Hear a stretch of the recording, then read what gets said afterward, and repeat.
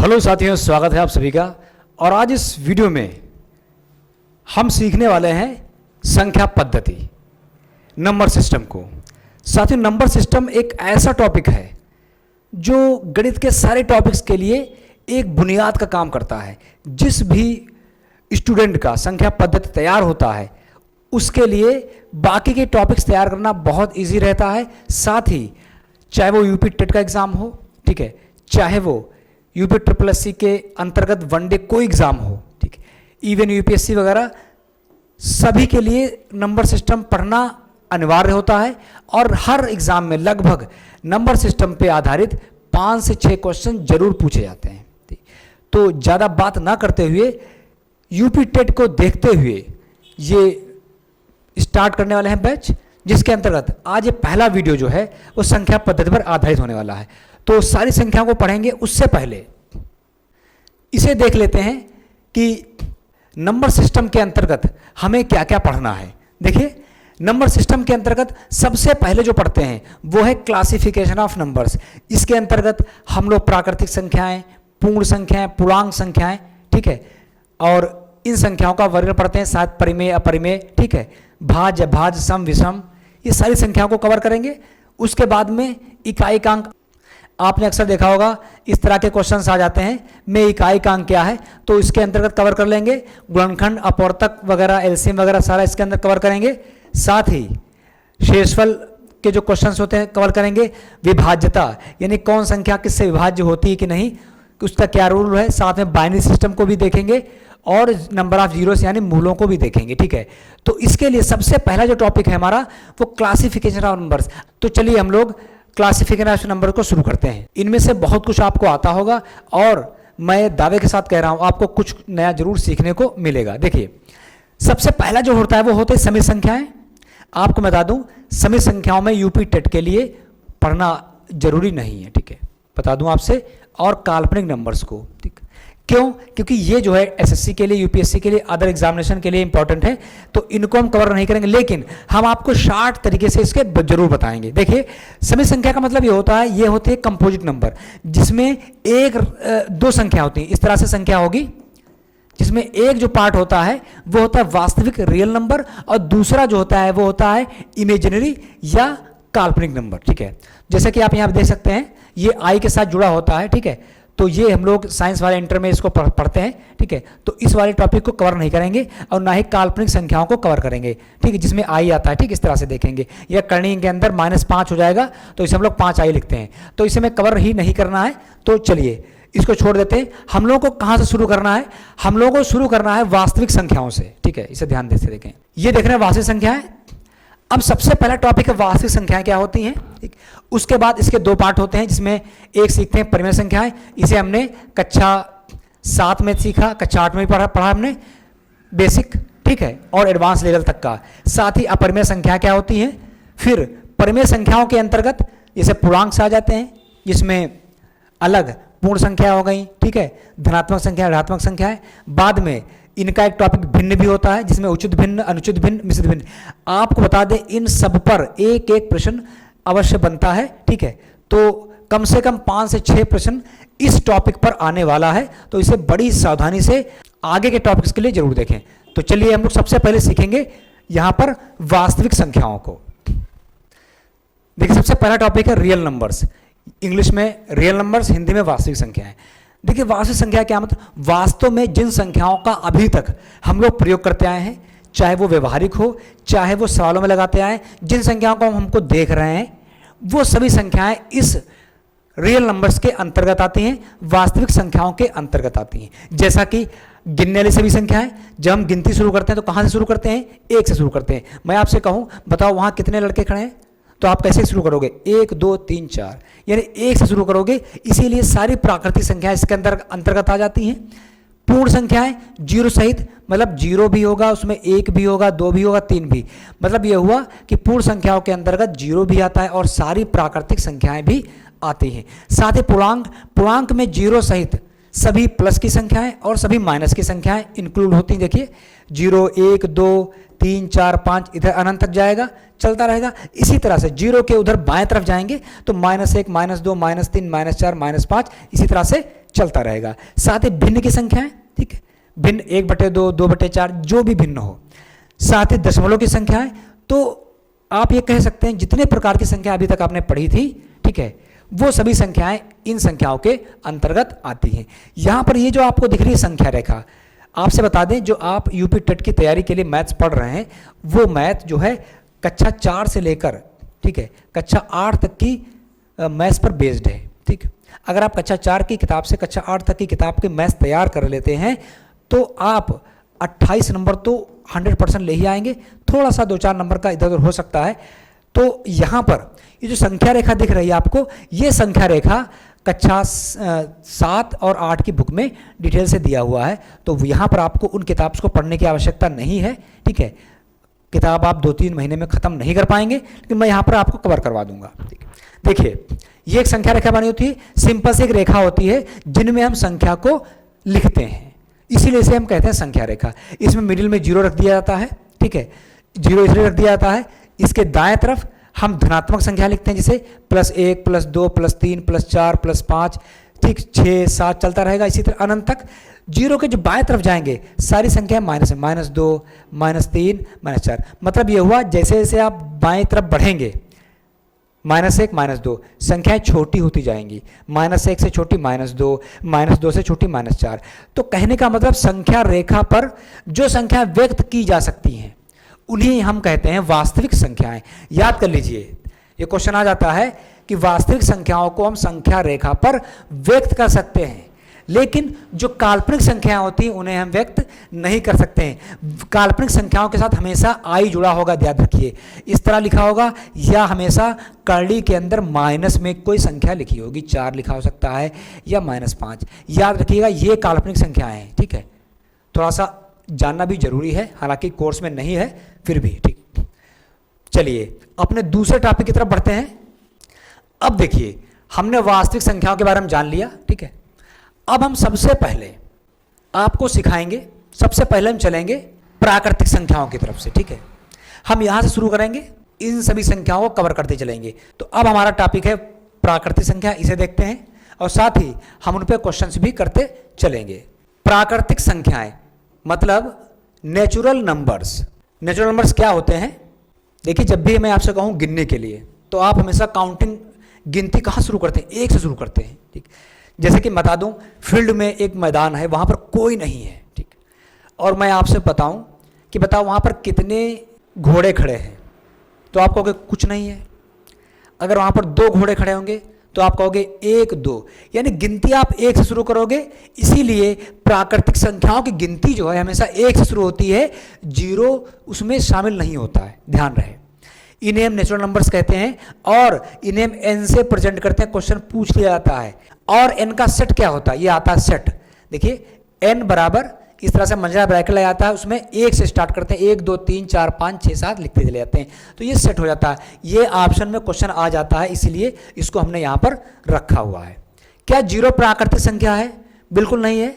जब भी गिनती करने की बात आती तो आप 0 से स्टार्ट नहीं करते, कभी भी आप 1 से स्टार्ट करते हैं, इसीलिए 0 को इसमें शामिल नहीं किया गया है।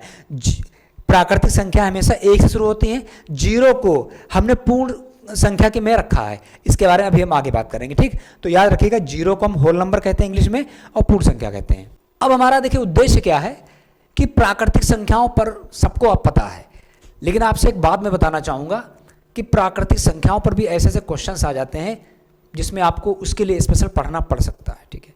तो मैंने यहाँ पर कुछ क्वेश्चंस भी रख दिए हैं कि कोई डाउट जो है आपका खत्म हो जाए।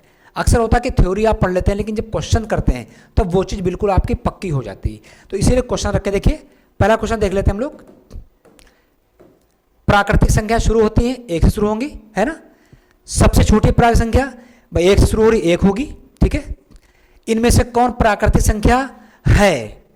क्या -5 होगी? 0 है, 6 होगी। अब देखिए, साथ ही ये तो आप पता लगा लिया कि 6 प्राकृतिक संख्या है, लेकिन आप क्या जान पाओगे -5 किस प्रकार की संख्या है, 0 किस प्रकार की संख्या है, 1/2 किस प्रकार की संख्या है। जब भी बहुविकल्पी प्रश्न आते हैं तो उनमें हमें बाकी के भी हमें पता होना जरूरी होता है। जैसे कि -5 एक पूर्णांक हो गया, 0 एक पूर्ण संख्या हो गई, 1/2 एक भिन्न या परमेय संख्या हो गई, है ना। तो यहाँ पर 6 जो है हमारी प्राकृतिक संख्या हो जाएगी। प्राकृतिक संख्याओं में शामिल नहीं है, देखिए 3 शामिल है बिल्कुल, 7 भी है, 9 भी है, 0 पूर्ण संख्या है, 0 प्राकृतिक संख्या नहीं है। इस तरह से आप सी वाला से लगा लेंगे। 25 किस प्रकार की संख्या है बताइए आप। देखिए आपको ये भी पता होना चाहिए, ये भी पता होना चाहिए, ये भी पता होना चाहिए और ये भी पता होना चाहिए। देखिए 25 जो है प्राकृतिक संख्या है, पूर्ण संख्या, परिमेय संख्या है, ये तीनों प्रकार की संख्या है। ठीक, अब ये सवाल थोड़ा अलग है, ये संख्या थोड़ा सा अलग है, इंपॉर्टेंट क्वेश्चन है कि 25 प्राकृतिक संख्या तो है ही, साथ में एक पूर्णांक भी है संख्या, याद रखिए, साथ में परिमेय संख्या भी। अभी जब हम आगे बताएंगे पूर्णांक परिमेय के बारे में तब ये क्वेश्चन आपको क्लियर हो पाएगा, इसे नोट डाउन कर लें कहीं पर भी। ठीक है, प्राकृतिक संख्याएं होती हैं, इंपॉर्टेंट क्वेश्चन, सीमित, अनंत, दशमलव, ऋणात्मक। देखिए सीमित होती क्या, 1 से गिनना शुरू करो, क्या गिनती कभी खत्म हो पाएगी? क्या बालों की संख्या गिन सकते हो? नहीं गिन सकते हो, गिनती कभी खत्म नहीं हो पाएगी। क्या तारों की संख्या गिन सकते हो? क्या रेत में बालू के कण गिन सकते हो? नहीं गिन पाओगे ना। तो कहना ये सीमित नहीं है, ये है अनंत। प्राकृतिक संख्या अनंत से चलती रहती है। ठीक है, तो ये क्या आपका हो गया, इसे हम लोग देखेंगे अनंत में देखेंगे। ठीक है, ये चीज ये अनंत हो गया। सबसे बड़ी प्राकृतिक संख्या कोई नहीं। क्या 1000 हो सकती है? आप 1000 कहेंगे, मैं कहूँगा 1001, वो कहेगा 1002 कहेगा, तो ये अनंत होती हैं, मतलब कोई नहीं। ठीक, इनमें से कौन प्राकृतिक नहीं है? -3 नहीं है, माइनस की संख्या प्राकृतिक संख्याओं में नहीं आती है। प्राकृतिक संख्याओं का समुच्चय है, बताइए। अब आप बताइए समुच्चय क्या होता है। मैंने अभी आपको सिखाया था समुच्चय क्या होता है। समुच्चय का मतलब होता है सेट होता है एक जैसी चीजों का, साथ ही साथ कुछ चीजों को और सीखते चलते हैं साथ में। समुच्चय का जैसे मैं आपसे कह दूं, एक पेटी में सेब रखे हैं, मैं कह दूं अच्छे सेबों का समुच्चय, तो उस समुच्चय के अंदर, सेट के अंदर अच्छे सेब आ जाएंगे, दूसरे सेट में खराब से, बस यही सेट होता है। तो यहां पर सेट क्या होगा, n बराबर क्या होता था, मंजिला ब्रैकेट 1 2 3, 1 से शुरू होगा ना, चलता रहेगा। तो ये वाला सेट आपका हो गया। ठीक है, 9 नंबर इंपॉर्टेंट क्वेश्चन। एक किस प्रकार की संख्या है? हम सब जानते हैं प्राकृतिक संख्या है, पूर्णांक भी है और परिमेय भी है ना। देख क्वेश्चन ऐसा कभी नहीं आएगा कि एक किस प्रकार की संख्या है प्राकृतिक। क्वेश्चन ऐसा आएगा जिसमें आपको प्राकृतिक के अलावा और भी चीजें जानना जरूरी होता है। ठीक है, तो देखिए सभी हो जाएगा। ठीक, तो इस तरह से हमने प्राकृतिक संख्याओं पर ये टॉपिक पूरा कर लिया है। तो हमने प्राकृतिक संख्या को कवर कर लिया। अब हम चलेंगे पूर्ण संख्याओं में। हम स्टेप बाय स्टेप चलेंगे जिससे आप कंफ्यूज ना हो। और ये जो आपको दिख रहा है जाल सा, ये जाल सा दिख रहा है, इतनी सारी संख्याएं, ये इस लेक्चर को करने के बाद आप कोई भी टॉपिक पर क्वेश्चन कर पाएंगे, मैं दावे के साथ कह रहा हूं। ठीक, चलिए दूसरा टॉपिक देखते हैं पूर्ण संख्याओं का। देखिए पूर्ण संख्या में होल नंबर्स, याद रखिए W से प्रेजेंट करते हैं होल नंबर्स। देखिए पूर्ण संख्या क्या होती है, वे संख्या जिनमें 0 शामिल होता है और कोई ऋणात्मक संख्या नहीं होती, उन्हें पूर्ण संख्या कहते हैं। देखिए 1 2 3 4 5 तो हमारी हो गई प्राकृतिक संख्याएं, इसमें 0 शामिल कर लीजिए, मतलब 0 अब आ गया। अब 0 को हम लोग कहते हैं पूर्ण संख्या या होल नंबर कहते हैं। ठीक है, इसमें याद रखिए पूर्ण संख्याओं में कोई भी माइनस वाली संख्या नहीं आती। माइनस वाली संख्या के बारे में अभी हम आगे पढ़ते हैं। ठीक है, तो नेचुरल नंबर में हम 0 शामिल कर दें, देखिए तो क्या बन जाएगा, होल नंबर बन जाएगा। ठीक, 0 पूर्ण संख्या है और 0 प्राकृतिक संख्या नहीं है। इस पर बहुत बार क्वेश्चंस आते हैं। ठीक, चलिए जल्दी से क्वेश्चंस भी कर लेते हैं। पूर्ण संख्याएं शुरू होती हैं, पूर्ण संख्या कहां शुरू होंगी, अब 0 शुरू होंगी, मतलब 0 के बाद 1 2 3, मतलब एक संख्या प्राकृतिक भी है और पूर्ण भी है, पूरी पूरी है। सबसे छोटी पूर्ण संख्या कहां शुरू होती, 0 से शुरू होती है, 0 है। इनमें कौन पूर्ण संख्या है, 0 है। -5 माइनस की संख्या पूर्ण संख्या नहीं होती है, और भिन्न को परिमेय संख्या कहते हैं, ये भी पूर्ण संख्या नहीं होती। क्या 0 पूर्ण संख्या है? हाँ बिल्कुल सही, हाँ है। इधर देख लेते हैं क्वेश्चन नंबर 6, 10 किस प्रकार की संख्या। देखिए 10 तो प्राकृतिक है, पढ़ चुके हैं। अब हम ये भी जान गए कि ये पूर्ण संख्या भी है, पूरी पूरी है, दोनों। तो उत्तर इसमें दोनों आएगा। पूर्ण संख्याएं होती हैं सीमित, अनंत, दशमलव, भिन्न। देखिए अनंत होंगी भाई, 0 से शुरू हो गई, अब 1 2 3 4 5 चलती रहेंगी, कभी बंद नहीं होंगी, इसीलिए सीमित नहीं असीमित लिख सकते हैं या अनंत लिखेंगे, ध्यान रखिएगा। हो सकता असीम आ जाए, असीमित मतलब अनंत। इनमें से कौन पूर्ण संख्या नहीं है, देखिए 3 पूरी पूरी संख्या पूर्ण है, 7 भी है, दोनों प्राकृतिक संख्याएं भी हैं, -4 पूर्ण संख्या नहीं है, जीरो भी पूर्ण संख्या है, तो इनमें कौन सी नहीं है? ये 4 वाला नहीं, सी वाला नहीं है। ठीक, जीरो है, प्राकृतिक पूर्ण दोनों, प्राकृतिक संख्या नहीं है, जीरो एक पूर्ण संख्या है। इस तरह के क्वेश्चंस दिखने में तो बड़े आसान लगते हैं, लेकिन जब वहाँ पर आप एग्जाम में होंगे तो गलती कर देते हैं। और ये क्वेश्चन कोई आसान क्वेश्चन है भी नहीं यूपी टेट के लिए, मैं आपसे कह दूं। बहुत से लोग हैं जो कंफ्यूज होंगे, शायद आप हो उनमें से। क्वेश्चन नंबर 10 देख लीजिए, पूर्ण संख्याओं में ऋणात्मक संख्याएं होती हैं? हाँ, नहीं, कभी कभी, सभी। पूर्ण संख्याओं में ऋणात्मक संख्याएं नहीं होंगी, वो पूर्णांक होंगी। तो हमने देखिए प्राकृतिक संख्या पढ़ ली हैं, हमने पूर्ण संख्या पढ़ ली हैं, क्वेश्चन भी कर लिए। अब हम पढ़ेंगे पूर्णांक। जैसे पूर्णांक पढ़ लेंगे हमारा लगभग काम खत्म हो चुका है।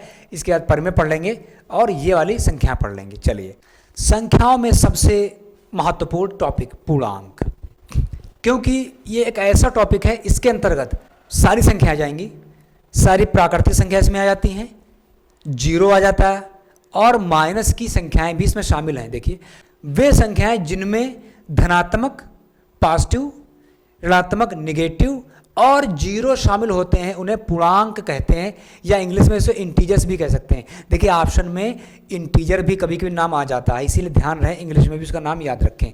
इसके सेट को जेड कहते हैं। ठीक है, प्राकृतिक संख्याओं के सेट को एन कहते थे। ठीक, और पूर्ण संख्या होल डब्ल्यू कहते थे और इसको जेड कहते हैं। जेड में देखिए जीरो भी शामिल है, प्राकृतिक संख्याएं भी शामिल हैं और माइनस की ऋणात्मक संख्याएं भी शामिल हैं। इधर 0, 1, 2, 3 चलता रहेगा, इसी प्रकार इधर 0, -1, -2, -3 चलता रहेगा। मतलब इसका सेट भी जो होता है असीमित होता है, अनंत होता है। ठीक, ध्यान रहे। इंटीजर्स में निगेटिव नंबर शामिल होते हैं, मतलब होल नंबर्स और निगेटिव, मतलब होल का मतलब 0, 1, 2, 3 और निगेटिव माइनस वाले अगर मिला दें तो बन जाएगा हमारा पूर्णांक या इंटीजर। ठीक है, चलिए इन पर क्वेश्चंस कर लेते हैं हम लोग।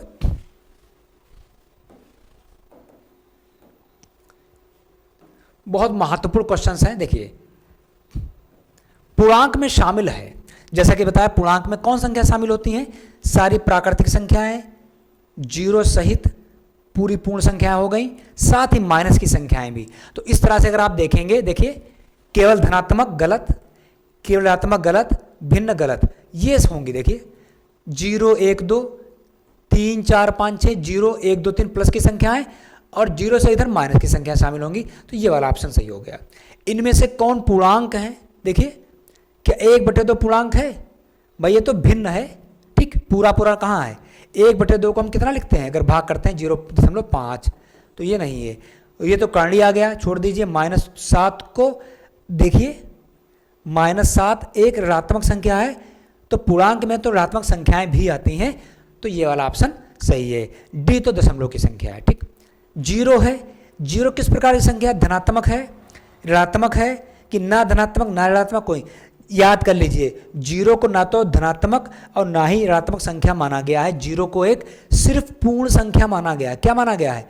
पूर्ण संख्या माना गया, मतलब होल नंबर माना गया है। ठीक है, और 0 एक पूर्णांक भी है। पूर्णांक होते हैं सीमित, अनंत, दशमलव, भिन्न। अब देखिए पूर्णांक कैसे लिखते हैं? 0, 1, 2, 3, 4, इधर जाएंगे तो -1, -2, -3, -4। अब आप बताइए, क्या 0 से शुरू किया, क्या खत्म हो गया 4 पे? नहीं, चलता रहेगा 5, 6, 7, 8 अनंत तक। इसी प्रकार इधर घटते क्रम में -1, भाई आप बताइए, -1 से छोटी -2, -2 से छोटी -3, माइनस से छोटी, माइनस में जो गिनती बड़ी होती वही छोटी होगी। -3 से छोटा -4 हुआ, तो ये भी चलता रहेगा। तो ये भी, इसका भी जो होता है क्या होता है? अनंत होता है। क्या होता है? अनंत होता है। ठीक, इनमें से कौन पूर्णांक नहीं है? देखिए, 5 पूरी संख्या पूर्णांक है, -2 माइनस की संख्या भी आती हैं, 1/, ये नहीं है। ये संख्या कैसी है? ये संख्या है भिन्न या परिमेय संख्या है। इनमें से पूर्णांक संख्याओं में धनात्मक संख्या भी आती हैं, ऋणात्मक संख्याएं भी आती हैं और 0 भी आता है। ठीक, क्वेश्चन नंबर 10 देखेंगे। देखिए हमने एक सिस्टम बनाया है कि पूर्णांक पर हमने 10-10 क्वेश्चन करा रहे हैं, 20-20 क्वेश्चन करा रहे हैं, इसलिए क्योंकि ये क्वेश्चन करने में आपको मुश्किल से 10 मिनट का समय नहीं लगेगा, 5 मिनट का समय नहीं लगेगा। लेकिन जब हम पूर्णांक पे आधारित क्वेश्चन करते हैं, जब स्पेशल हम अभाज्य संख्याओं पर आधारित क्वेश्चन करते हैं, जब सिर्फ परिमेय संख्याओं पर क्वेश्चन करेंगे, तो परिमेय संख्याओं के अंदर बहुत डीप जा सकते हैं। पता चला अभी हम आपको संख्या पद्धति पर 10 क्वेश्चन कराएंगे, तो आप बताइए कि पूर्णांक पर कितने क्वेश्चन ले पाएंगे? एक क्वेश्चन ले पाएंगे, एक क्वेश्चन परिमेय संख्या से ले पाएंगे। इसीलिए हमारे क्वेश्चंस उस टॉपिक को पढ़ने के बाद भी मिस हो जाते हैं, क्योंकि हम उस टॉपिक से संबंधित सारे क्वेश्चंस नहीं करते कभी भी। ठीक, देखिए 6 नंबर देखिए, -10 किस प्रकार की संख्या होगी बताइए? प्राकृतिक तो हो ही नहीं सकती। प्राकृतिक संख्या हमेशा 1 से गिनती शुरू होती है, 1 2 3, और सारी संख्याएं धनात्मक होती हैं। पूर्णांक, पूर्णांक तो है, क्या परिमेय है? क्या दोनों है? अब देखिए अभी हमने आपको परिमेय संख्या नहीं पढ़ा है उस टॉपिक में ना, ठीक। तो परिमेय संख्या जितनी संख्याएं -10 हो, चाहे -5 हो, चाहे -6, इनके नीचे हम 1 लिख सकते हैं अपनी तरफ से, लिख लिया तो ये P/Q के रूप की हो गई, मतलब अंश और हर। तो ऐसी जितनी संख्याएं होंगी उनको हम परिमेय संख्या कह सकते हैं। तो यहां पर इसका उत्तर जो है दोनों होगा, परिमेय भी है और पूर्णांक भी है, ठीक है। क्यों? जितनी पूर्णांक संख्याएं होती हैं वो सभी परिमेय संख्याएं होती हैं। अभी परिमेय संख्याओं को डिटेल से पढ़ेंगे तब हम इस क्वेश्चन को ज़्यादा क्लियर कर पाएंगे आपको। अभी आप याद रखिए जितनी संख्याएं होती हैं पूर्णांक वो सारी परिमेय भी होती हैं। अगला देखिए 7, सबसे छोटा पूर्णांक देखिए 0, -1, 1। अच्छा एक बात बताइए, जब पूर्णांक का सेट क्या होता है? पूर्णांक जो होता है वो z बराबर क्या होता है? 0 से इधर जाएंगे तो 1 2 3 4 5 अनंत तक जाएंगे। इसी तरह से -1 -2 बाईं तरफ जाएंगे, माइनस अनंत तक जाएंगे। मतलब 0 से इधर की तरफ अनंत तक, 0 से उधर अनंत तक। मतलब ये जो होता है छोटा पूर्णांक आप लिख ही नहीं सकते कभी। क्या लिख पाएंगे? क्या 0 पूर्णांक है? छोटा नहीं। 0 से छोटा -1, माइनस से -2 छोटा, -2 से -3 छोटा, तो छोटा नहीं लिख सकते, -1 नहीं, 0 छोटा नहीं, 1 से छोटा तो 0 हो जाएगा, ये भी नहीं। अनंत याद रखिएगा, प्राकृतिक संख्याएं भी अनंत होती हैं, ठीक। पूर्णांक भी अनंत होते हैं, ठीक, और पूर्ण भी अनंत होते हैं, यह ध्यान रखिएगा। इनमें से कौन पूर्णांक है? √3, 2/5, -8, 0.5। अब देखिए ये जो -8 लिखा हुआ है ये एक पूर्णांक संख्या है। पूर्णांक संख्याओं में सारी धनात्मक संख्याएं भी आती हैं और सारी माइनस की ऋणात्मक संख्याएं भी आती हैं, 0 सहित। अब देखिए यहाँ पर 2/5 को पूर्णांक इसलिए नहीं कहेंगे क्योंकि 2/5 एक परिमेय संख्या है, ये दशमलव में आएगी, 5 चक्कू 20 4 आ जाएगा ना, ठीक। वो तो करनी की संख्या है, वो दशमलव की संख्या। जब करनी को हल करते हैं हम लोग तो भी दशमलव में आएगा, 1.732 इसका आंसर होता है, ठीक। तो इसका आंसर सी वाला हो गया। 7 किसका भाग है? देखिए 7 को अगर हम कहें, मैं यहाँ पूर्णांक पे क्वेश्चन करा रहा हूँ तो आप सिर्फ पूर्णांक को ध्यान में ना रखें। 7 क्या है? 7 एक प्राकृतिक संख्या है, हम जानते हैं, है ना। 7 एक प्राकृतिक संख्या है और 7 एक पूर्ण संख्या भी है भाई। एक प्राकृतिक भी हो गई, पूर्ण भी हो गई और पूर्णांक भी हो गई, है ना। तो पूर्णांक भी है, प्राकृतिक भी, पूर्ण भी, सभी हो गई ना, ठीक। पूर्णांक में शामिल नहीं है, देखिए पूर्णांक 3 तो पूर्णांक होगा, धनात्मक संख्या है, ऋणात्मक संख्या ये भी शामिल होगा, 0 भी शामिल, 1/2 भिन्न है, परिमेय संख्या है, ये शामिल नहीं है, ठीक है। 10 क्वेश्चन पूर्णांक पे कर लिए, पूर्णांक हमारा तैयार हो गया। अभी सारे क्वेश्चन को एक सेट में कराएंगे तो आपको लगेगा कि हमारी तैयारी कितनी अच्छी हो चुकी है ना, ठीक। साथियों प्राकृतिक पढ़ लिया, पूर्ण पढ़ लिया, पूर्णांक पढ़ लिए, पूर्णांक में ऋणात्मक संख्या है जो ऋणात्मक संख्याएं पढ़ ली, शून्य पढ़ लिया हमने, ठीक है। अब हम भिन्न बाद में पढ़ेंगे भी, हम इसको कवर करते हैं पहले, ठीक है। देखिए अब हम सबसे पहले पढ़ेंगे भाज्य संख्याओं के बारे में। इनके बारे में आप पहले से पढ़ चुके होंगे। चलिए भाज्य संख्या क्या होती है उनको पढ़ लेते हैं जल्दी से, उन पर क्वेश्चंस भी कर लेते हैं। भाज्य संख्याओं को हम लोग इंग्लिश में कंपोजिट नंबर्स कहते हैं। कंपोजिट, कंपोजिट का मतलब कंपोज, कंपोज में एक से ज्यादा लोग होंगे इसमें जुड़े, ठीक। क्या है ये? देखिए वे संख्याएं जिनके 2 से अधिक भाजक होते हैं, उदाहरण 4, 6, 8, 9, 10। जैसे एक संख्या मैंने 10 ले ली, ठीक, परिभाषा छोड़िए, समझिए इधर 10 ले लिया, 10 के टुकड़े करिए, इसके फैक्टर्स करिए, फैक्टर्स हम जानते हैं करना। आप 10 को कैसे लिख सकते हो बताओ? 10 को आप क्या लिख सकते हो? 2 गुणे 5 गुणे 1 लिख सकते हो कि नहीं बताओ? 2 पंचे 10, 10 एक कम 10 आ जाएगा, हो गया। तो टुकड़े इसके क्या हो गए? 2 5 1 अपवर्तक हो गए, ठीक।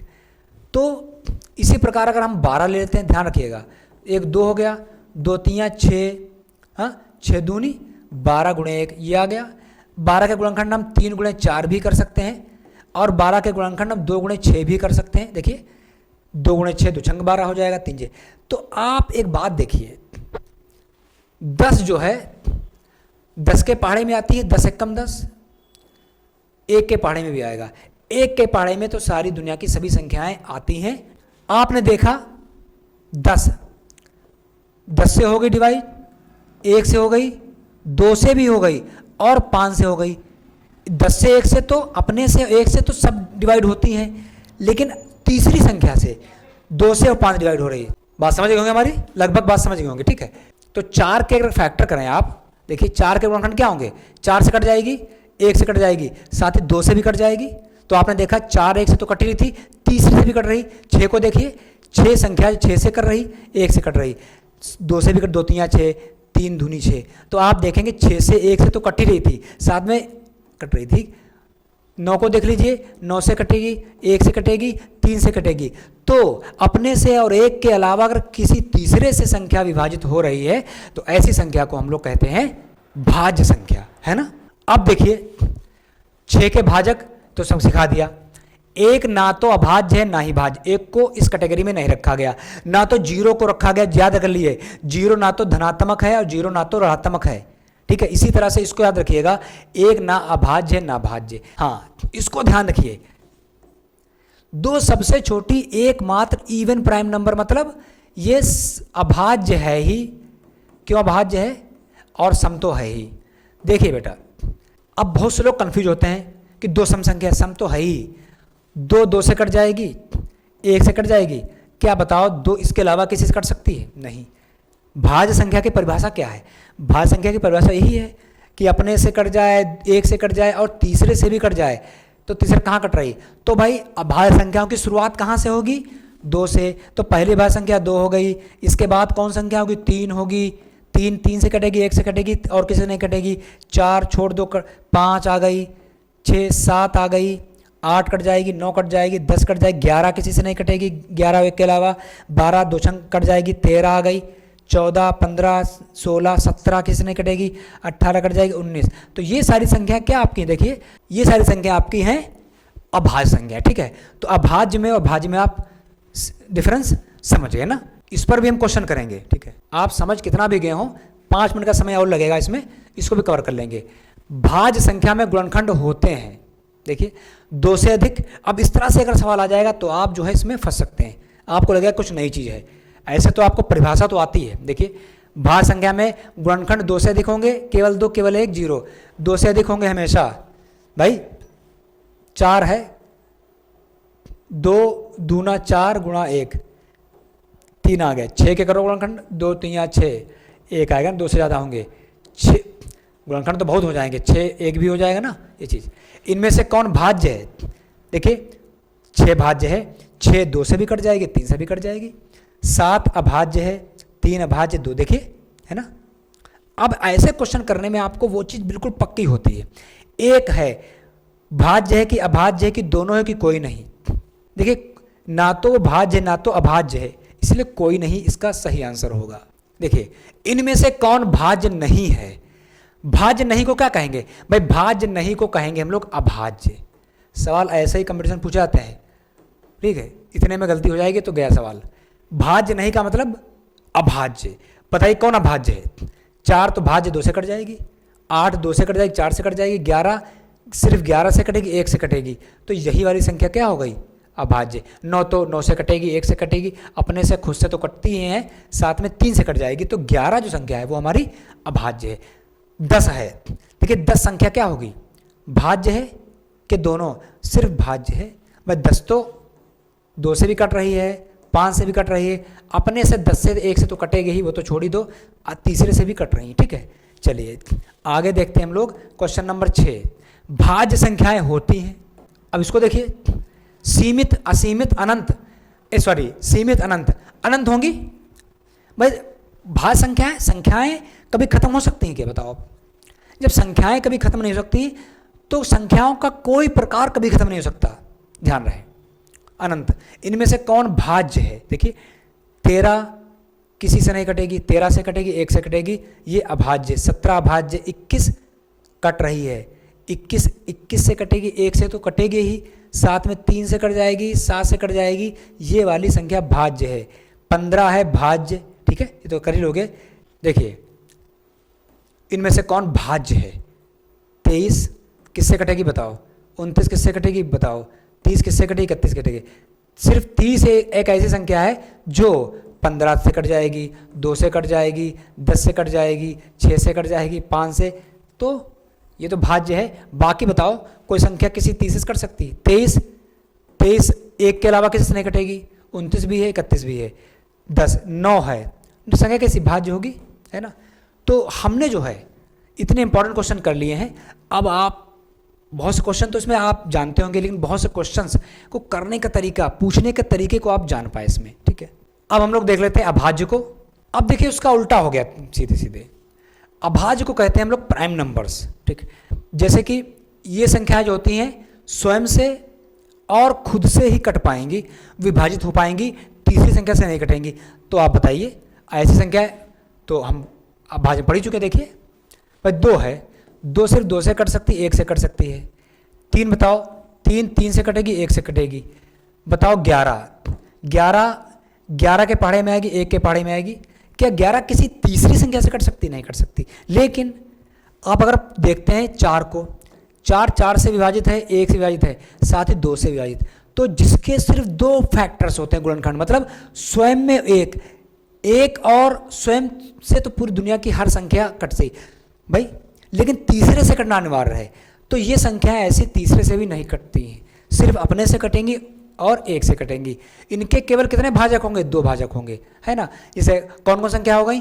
2 हो गई, 3 हो गई, 5 है ना, 7 है ना, फिर 11, फिर 13। अब एक बात बताइए, सबसे छोटी अभाज्य संख्या कौन होगी? 2 से स्टार्ट हो रही ना, तो 2 होगी। और खास बात है, क्वेश्चन आ जाता है कि सबसे छोटी संख्या बताओ जो अभाज्य हो साथ में सम हो, यानी प्रथम सम अभाज्य संख्या कौन सी होगी? तो आप कहेंगे 2 में अक्सर लोग कंफ्यूज आते हैं क्योंकि 2 तो सम लग रही, अरे सम तो है ही, वो अलग उसका प्रकार है संख्या का। लेकिन यहाँ पर 2 सिर्फ 2 से कट रही, 1 से कट रही, किसी तीसरी संख्या से नहीं कट रही है, इसलिए ये संख्या जो है वो अभाज्य संख्या होगी। चलिए इन पर हम लोग जो है क्वेश्चन कर लेते हैं। अभाज्य संख्या के गुणनखंड होते हैं। देखिए इस प्रकार के क्वेश्चन आपको परेशान करते हैं, डायरेक्ट क्वेश्चन कभी भी नहीं आता, ध्यान रहे, ठीक है। डायरेक्ट क्वेश्चन नहीं आएगा, 3 भाज्य भाज्य तो आप कर ही लोगे। तो क्वेश्चन थोड़ा सा इस लैंग्वेज टाइप में आता है।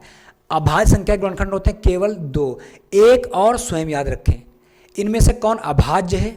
7 होगी, 7 के गुणनखंड 7 और 1 होगा केवल, बस नहीं होगा। 2 है सम और अभाज्य। देखिए अब इसको देखिए ध्यान से, 2 सम तो है ही, सम वो संख्या होती है जो 2 से विभाजित हो जाए, है ना, तो 2 से कट जाएगी, ठीक। साथ में अभाज्य भी है, क्योंकि 2 के फैक्टर होते ही नहीं, 2 का 1 होगा 2 और 2 होगा और 1 होगा, यानी खुद और स्वयं, ठीक, स्वयं और 1, ठीक। तो ये वाला हो गया। देखिए जितने इंपॉर्टेंट क्वेश्चन पूछे गए हैं वो सारे मैं यहाँ पर लेकर आया हूँ, सारे करा दूंगा, ठीक है। देखिए सबसे छोटी अभाज्य संख्या 2 है, ठीक। एक ना तो भाज्य ना तो भाज्य ना ही अभाज्य, ध्यान रखिएगा। इनमें से कौन अभाज्य नहीं है? ठीक, अभाज्य नहीं का मतलब क्या हुआ? भाज्य। ये अब लैंग्वेज फंसाने का काम किया जा रहा है आपको। मतलब अभाज्य नहीं का मतलब भाज्य और भाज्य नहीं का मतलब अभाज्य। तो इनमें से कौन संख्या भाज्य बताओ? सिर्फ 15 भाज्य। कैसे? 15 को 15 1 से तो कटेगी ही, साथ में 3 से कट सकती है, 3 × 15 5 से कट सकती है, ठीक। 11 के फैक्टर 11 और 1 होंगे, खुद और 1, 13 के 13 और 1, 17 के 17 और 1। तो हम जानते हैं भाज्य की परिभाषा तो ये होती ही नहीं है, ठीक है। ये चलिए 1 है, बताइए क्या है? 1 लिया गया, ये अक्सर क्वेश्चन लोग फंस जाएंगे। 1 क्या है? भाज्य। भाज्य कोई नहीं, ना तो भाज्य ना तो अभाज्य, इसको इस कैटेगरी में नहीं रखा गया। अभाज्य संख्याएं होती हैं, अनंत होंगी। देखिए संख्याएं का कोई प्रकार होगा वो अनंत होता है। अभाज्य संख्या जैसे आपने 2 से शुरू किया, 2 3 है ना, फिर 5, फिर 7, फिर 11, फिर 13, फिर 17, फिर 19, चलते रहिए भाई, कभी संख्या खत्म होंगी भाई। प्राकृतिक संख्याएं अगर खत्म नहीं हो सकती हैं तो धनात्मक संख्याएं भी कभी खत्म नहीं होंगी, ठीक है। अगला सवाल देखिए, इनमें से कौन अभाज्य है, ठीक है। 21 तो कट जाएगी, 3 और 7 से, 3 7 21, 23 किसी से नहीं कटेगी, 23 से कट सकती है, 1 से कट सकती है, अभाज्य संख्या हो गई। 25 तो 5 से कट गई, 7 9 से कट गई, 3 से कट गई, ठीक। 19 है, 19 कैसी संख्या बताओ, 19 कैसी संख्या है?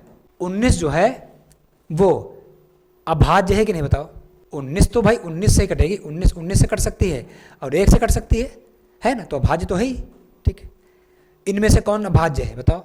4 तो 2 से कट जाएगी, 2 दूना 4, 6 2 से कट गई, 3 से कट गई, 9 3 3 9 कट गई, 13 जो है संख्या सिर्फ 13 से और 1 से ही कट सकती है, खुद से कटेगी और 1 से कटेगी। तो ये थे 10 क्वेश्चंस अभाज्य संख्या पर। चलिए अब सम संख्या पढ़ लेते हैं, विषम संख्या। देखिए यहाँ पर थोड़ा गलत हो गया, लिख गया है भाज्य को कंपोजिट होना चाहिए और अभाज्य को यहाँ पर प्राइमरी, सही कर लीजिएगा, ठीक है। चलिए सम संख्या, इन 2 संख्याओं को पढ़ लेंगे, उसके बाद में हम पढ़ेंगे, हम लोग इसको पढ़ेंगे उचित भिन्न अनुचित भिन्न। एक सवाल इस पर रखा आपको मिलेगा जरूर, उचित भिन्न क्या होती है, अनुचित भिन्न क्या होती है, मिश्रित भिन्न क्या होती है, साथ में उचित भिन्न भिन्नों को आरोही अवरोही क्रम में सजाना, ठीक है, दशमलव की संख्या है, वो सारा कुछ इसमें हम लोग पढ़ लेंगे। सम संख्या सब लोग जानते हैं, सब ने पढ़ा है, एक बार रिवाइज कर लेते हैं। इवन नंबर्स इंग्लिश में कहते हैं वे संख्याएं जो 2 से कट जाएं पूरी पूरी, उन्हें हम कहते हैं, क्या कहते हैं? सम संख्या कहेंगे। और रिमाइंडर 0, भाई जब पूरी पूरी कट जाएंगे तो शेषफल तो शेष तो 0 ही बचेगा ना, तो मतलब ही लिखने का नहीं है, ठीक। जैसे कि 0 2 4 6 8, ये सारी कैसी संख्या है? इवन नंबर्स हैं, ठीक है। तो 0 को हम लोग सम संख्या के अंतर्गत काउंट करते हैं, ठीक है। 0 एक पूर्ण संख्या भी है, ठीक है, 0 संख्या, ठीक। तो ये संख्या इतना ही इसके अंदर है। इसमें क्वेश्चन देख लिए, कर लेते हैं कौन कौन, देखिए जल्दी जल्दी। सम संख्या किसे विभाजित होती है? सिर्फ 2 से होगी। इनमें कौन संख्या सम है? देखिए 8 होगी सम, 0 है सम, विषम 0 में सम में रखा गया है। इनमें से कौन सम नहीं है? ठीक है, सम देखिए संख्या कौन है, देखिए सम 2 होगी, 6 10 है, 9 नहीं, 9 होगा आंसर। सम संख्याएं होती हैं 2 4 6 8 ना, इस तरह से देखिए ये हो गई। 14 संख्या कैसे 14 होगी? सम संख्या हो जाएगी। सम संख्या अंतिम अंक होता है, अंतिम अंक क्या होगा बताओ? ये सवाल थोड़ा सा अलग है, थोड़ा सा इसको देख लेते हैं सही से। सम संख्या का अंतिम अंक होता है, देखिए 0 हो सकता है, 2 हो सकता है, 4 हो सकता है, 6, मतलब जो सम संख्या होगी उसका अंतिम अंक भी एक सम संख्या ही होगा। जैसे कि 50 2 से विभाजित हो जाएगी, कैसे जाना? 0 देखते हैं, 0 हो या कोई सम संख्या हो, ऐसा ना। जैसे भाई 100 है, इकाइकांक 0, 18 है, इकाइकांक 8, सम संख्या, तो ये 2 से कट जाएगी, ठीक। बहुत बड़ी बड़ी संख्या होती हैं, जैसे ये संख्या हमने लिखी 4 3 6 7 8। अब ये संख्या 2 से कटेगी कि नहीं कटेगी? इकाइकांक अगर सम है तो वो पूरी संख्या 2 से विभाजित हो जाएगी, ये बताया जा रहा है यहाँ पर, ठीक है। तो ये वाला जो है पहला वाला सही है। इनमें से कौन सम है? सीधी बात 18 है, 2 से कट जाएगी, बाकी कोई संख्या 2 से नहीं कटेगी, ठीक। 100 है एक सम संख्या हो गई। सम संख्याएं होती हैं बताओ अनंत सीमित, अनंत होंगी, सीधी बात है भाई। सम संख्या 2 से स्टार्ट हो जाएंगी भाई, 2 से अगर शुरू हो गई है वो, ठीक है, 2 4 6 8 है, 10 12, तो क्या इसका अंत हो जाएगा क्या? कभी अंत नहीं होगा कभी। तो संख्याओं का प्रकार, जितने भी इस प्रकार की संख्या होती हैं वो सारी जो होती हैं वो क्या होंगी? सम, यहाँ पर अनंत होंगी। समित संख्याओं को और काल्पनिक संख्या को छोड़ दें, अभी उनकी बात नहीं करेंगे, कोई आवश्यकता नहीं पढ़ने की उनको। चलिए एक लास्ट, हाँ देखिए विषम संख्या। विषम संख्या जो संख्या 2 से विभाजित नहीं होंगी, है ना, देखिए पूरी पूरी नहीं कटती हैं, जैसे 1 3 5 7 9, इनको क्या कहेंगे इंग्लिश में? इनको ऑड कहते हैं। क्या कहते हैं इनको? ऑड नंबर्स कहते हैं, ठीक। 0 1, ध्यान रहे 0 1 सम संख्या है, ध्यान रखिएगा 0 1 सम संख्या है। नेगेटिव नंबर्स भी इवन ऑड होते हैं, ये इंपॉर्टेंट है। जैसे कि अगर मैंने -2 लिख दिया तो आप बताइए समय की भी सम है। अब आप सोचेंगे कि अरे हमने तो पढ़ा था कि 2 होता है सम, ये -2 कैसे है? गलत। 2 या -2 दोनों एक पूर्णांक संख्या है, ठीक है। तो हम सिर्फ संख्या की बात कर रहे हैं, उसके चिन्ह की बात नहीं करते हैं, तो ये 2 से कट जाएगी, इसीलिए चिन्ह का फर्क नहीं पड़ता है, चिन्ह सहित वो संख्या इवन आड हो सकती। अगर -3 है तो ये क्या है, विषम है, 3 भी विषम है। चिन्ह लगाओ तब भी आप सिर्फ संख्या को देखिएगा, उसके निरपेक्ष मान को देखिएगा। निरपेक्ष मान क्या होता है इसके बारे में बात करेंगे, ठीक है। चलिए ये इतना हो गया आपका। क्वेश्चंस कर लेते हैं, देखिए इस पर। विषम संख्या किससे विभाजित नहीं होती बताओ? विषम संख्या 2 से विभाजित होगी? 2 से नहीं होती ना, ठीक। इनमें कौन विषम है? देखिए 9 विषम है, 2 से नहीं कटेगी। 8 2 से कट जाएगी, 6 2 से कट जाएगी, 4। ये वाला आंसर सही है। विषम संख्याओं का अंतिम अंक होता है। अच्छा बताइए, अंतिम अंक ये इनमें से कोई एक होगा, क्यों? क्योंकि 0 2 4 6 8 इनमें से अगर होगा तो वो 2 से विभाजित हो जाएगी। जैसे कि इसे माने एक संख्या मैंने लिखी, ये संख्या लिखी मैंने 8 8 4। अब इस संख्या का इकाई का अंक, लास्ट का अंक क्या है? 4 है, जो कि एक सम है, तो ये 2 से कट जाएगी। तो 2 से ना कटे वो संख्या, इसके लिए वो सम ना होना चाहिए। यहाँ पर सम ना आना चाहिए। यहाँ पर क्या आना चाहिए? यहाँ पर 3 आ जाए, हाँ, यहाँ पर आपका 9 आ जाए, 7 आ जाए, तो 1 आ जाए। तो ऐसा अगर होगा तो वो संख्या विषम होगी। देखिए तो 1 आ जाए, 3 आ जाए, 5 7 9 आ जाए, ठीक, ये चीज़ हो गई। क्वेश्चन नंबर 4 देखिए, इनमें से कौन विषम नहीं है? विषम नहीं है यानी सम है, ये चीज़, ये भाषा का ध्यान रखिए। देखिए ये देखिए सम है, 2 से कट रही है, ठीक। 15 है, क्या है? विषम है, 2 से नहीं कट रही। ये तो क्वेश्चन कर लोगे, मैंने कुछ प्रैक्टिस के लिए क्वेश्चन रख दिए, इसमें कुछ इंपॉर्टेंट क्वेश्चन मिलेंगे आपको। 21 है, विषम हो जाएगी, ठीक है। विषम संख्याएं होती हैं अनंत, सीमित, दशमलव। अब आप बताइए फिर, ये क्वेश्चन आ सकता है, इसमें हर प्रकार की संख्याओं में सम, असीमित भी आ सकता है। देखिए लिखा सीमित, यहाँ असीमित भी लिखा जा सकता है, ठीक है। किसी ऑप्शन में अनंत लिखा हुआ है, दशमलव, हम अनंत होंगी भाई। देखिए 1 3 5 7 ना 9, ठीक है। तो ये संख्याएं विषम हैं। जब विषम संख्याएं हैं तो क्या इनकी काउंटिंग बंद हो सकती है? 9 के बाद अगली आ जाएगी, 11 आ जाएगी, 12 13 आ जाएगी ना, 15 आ जाएगी, 17 है ना, 19 आ जाएगी, 21 आ जाएगी, संख्याएं चलती रहेंगी, ठीक है। तो अनंत लिखेंगे, या ऑप्शन ना हो तो असीमित भी हो सकता है, असीमित ध्यान रखिए शब्द। इनमें कौन विषम है? 12 सम हो गई, 17 तो 2 से नहीं कटेगी, तो 17 वाला ऑप्शन सही हो जाएगा हमारा, है ना। अब इस क्वेश्चन को देख लीजिए, 1 है, याद रखिए 1 को हमेशा विषम माना गया है, ठीक है। 1 को विषम माना गया है। इनमें से कौन विषम है? 19 विषम होगी। देखिए याद कर लीजिए, 1 ना तो भाज्य है और ना ही अभाज्य है, प्राइम भी नहीं है और ना ही कंपोजिट है, ठीक है। 1 को हमने विषम माना, ठीक है, ध्यान रखिए। तीसरी चीज़, 0 जो है वो एक पूर्ण संख्या है। 0 ना तो भाज्य है ना तो अभाज्य है, 0 एक सम संख्या माना गया है। तो ये सब चीज़ें हमने इसमें पढ़ा दी, सिखा दी, ठीक है। चलिए तो अब हम पढ़ेंगे भिन्न के बारे में, ठीक है। तो भिन्न के अंतर्गत यहाँ पर हम पढ़ेंगे उचित भिन्न, जिसे हम सम भिन्न कहते हैं, अनुचित पढ़ेंगे और मिश्रित भिन्न पढ़ेंगे। तीनों भिन्न के प्रकार पढ़ेंगे और बाद में इन पर क्वेश्चंस भी करेंगे। चलिए अब हम लोग भिन्नों के प्रकार, मतलब उसमें उचित भिन्न, अनुचित भिन्न और मिश्रित भिन्न को पढ़ेंगे, ठीक। देखिए सबसे पहले भिन्न होती क्या है, क्या होती? जैसे कि मान लेते हैं एक ये अमरूद है, ठीक। हमने इसके बराबर से 3 टुकड़े कर दिए, ठीक है। ये हमने 3 टुकड़े कर दिए, ठीक। अब देखिए हर टुकड़े को गणितीय रूप में किस तरह लिखेंगे, इसके लिए भिन्न की खोज हुई। इसको लिखेंगे, एक था पूरा अमरूद, ठीक। इसके हमने कितने टुकड़े करिए? 3 टुकड़े किए। तो प्रत्येक टुकड़े को 1/3 कहेंगे, 1/3 1/3। फिर जब तीनों को एक साथ जोड़ेंगे 1/3 1/3, तो कितना हो जाएगा? हर बराबर है, अंश जोड़ दीजिए, 1 2 3, 3/3, 3 कम 3, 3 कम 3, 1 आ गया, है ना। तो इस टुकड़े को गणितीय रूप से पढ़ने के लिए 1/3, जैसे कि एक चॉकलेट थी, ठीक, इस तरह से एक चॉकलेट है, उसके 4 बराबर हिस्से रह गए। तो इस हिस्से को गणितीय रूप में क्या लिखेंगे? 1/4। ये 1/4 हो गया, ये वाला भी 1/4 हो गया, है ना, ये वाला भी 1/4 हो गया, ये 1/4 हो गया। फिर जब चारों टुकड़ों को एक साथ मिलाया जाएगा फिर से एक चॉकलेट बन जाएगी। तो आप देखें 1/4 प्लस 1/4 प्लस 1/4 प्लस 1/4, हर बराबर है, अंश को जोड़ दीजिए, 1 1 4 बार आया, 4 हो गया, और 4 1 कम 4 4 1 कम 4, 1/1 बराबर 1 आ गया, है ना। तो इस तरह से उस पार्ट को व्यक्त करने के लिए, गणितीय रूप में लिखने के लिए भिन्न के हो जी। अब भिन्न के ऊपरी भाग को हम अंश कहते हैं, नीचे को हर कहते हैं, इंग्लिश में इसे न्यूमरेटर कहते हैं, इसे डिनोमिनेटर कहते हैं, ठीक है। भिन्न के लिए कभी भी नीचे वाली संख्या मतलब हर जो है वो 0 नहीं हो सकती, ठीक, बस इतना ही। अब हम लोग चलते हैं अपने भिन्न के प्रकार की तरफ।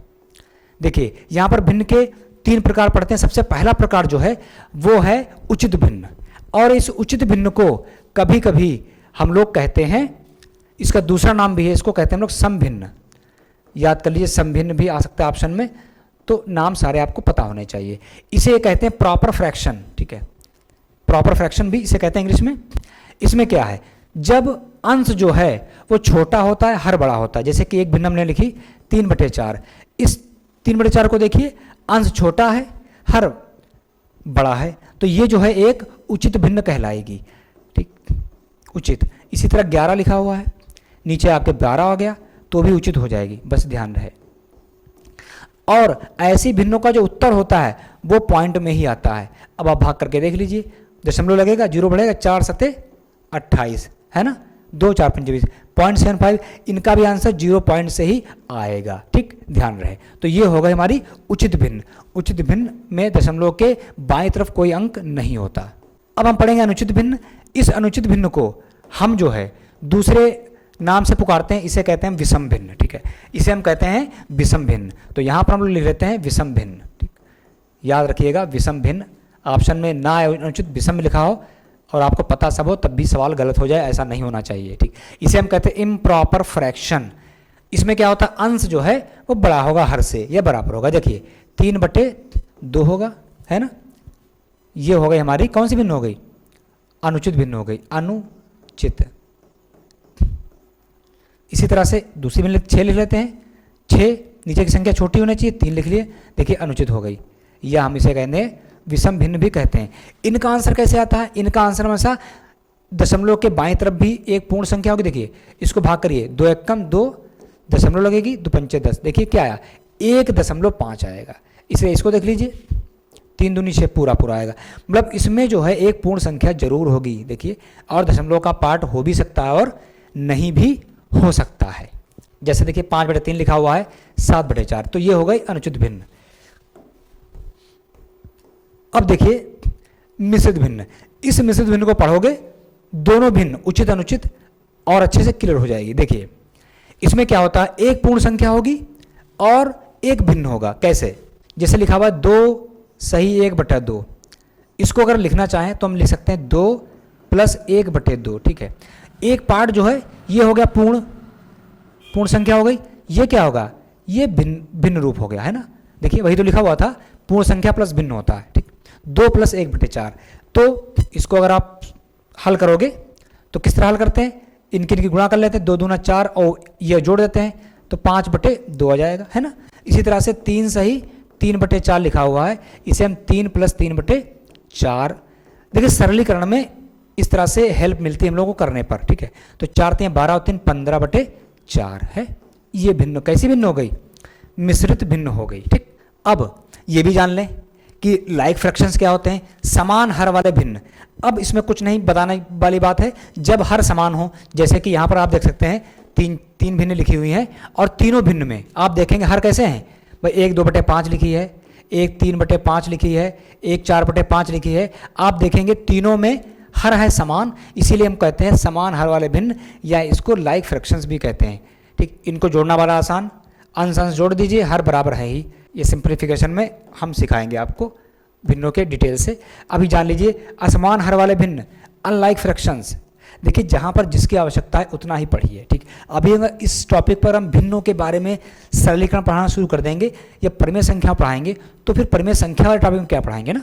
तो यहाँ पर सिर्फ भिन्नों के बारे में आप जानना है आपको, केवल जिनका हर अलग अलग हो। भाई जैसे 2/3 हो गया, एक आ गया भिन्न 4/5, है ना। ऐसे भिन्न को जोड़ना होता है जिनके हर समान नहीं होते, तो उनमें हम हर बराबर कर लेते हैं, हाँ, हर बराबर करके इसे जोड़ लेते हैं। तो ऐसे भिन्न को अनलाइक फ्रैक्शंस कहते हैं, जिनमें हर अलग अलग होते हैं। अब ये देखिए समतुल्य भिन्न क्या होते हैं, इसको देख लीजिए, ठीक है। तो ये भिन्न वाला टॉपिक जो है, बेसिक टॉपिक क्लियर हो जाएगा, तब हम एडवांस क्वेश्चन पर बढ़ पाएंगे, ठीक है।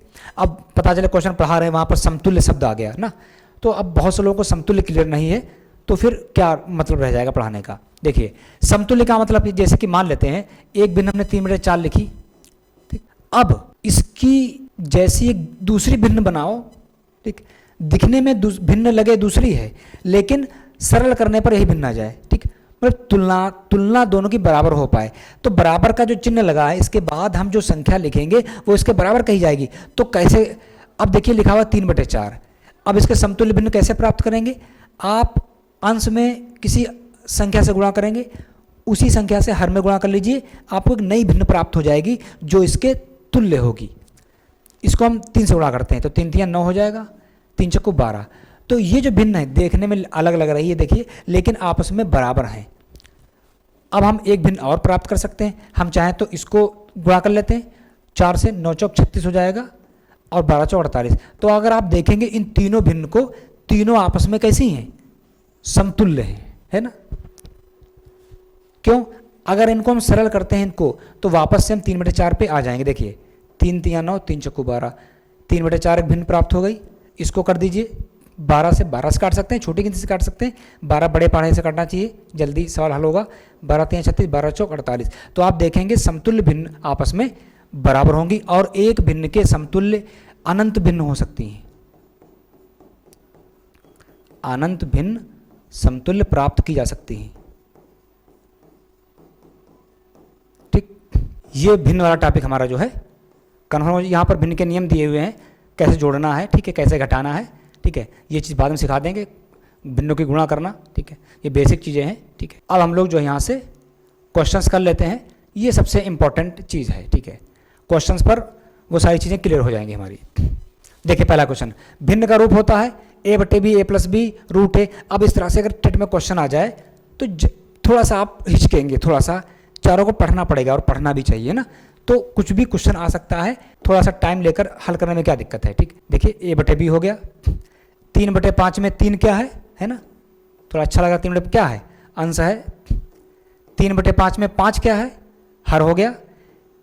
निम्न में से कौन उचित भिन्न है? अब थोड़ा क्वेश्चन आपके शुरू हो गए। देखिए उचित भिन्न क्या होती थी? जिसका अंश हर से छोटा होता था, ये भिन्न है ना। बाकी भिन्न में आप देख सकते हैं, ठीक है, अलग चीज है।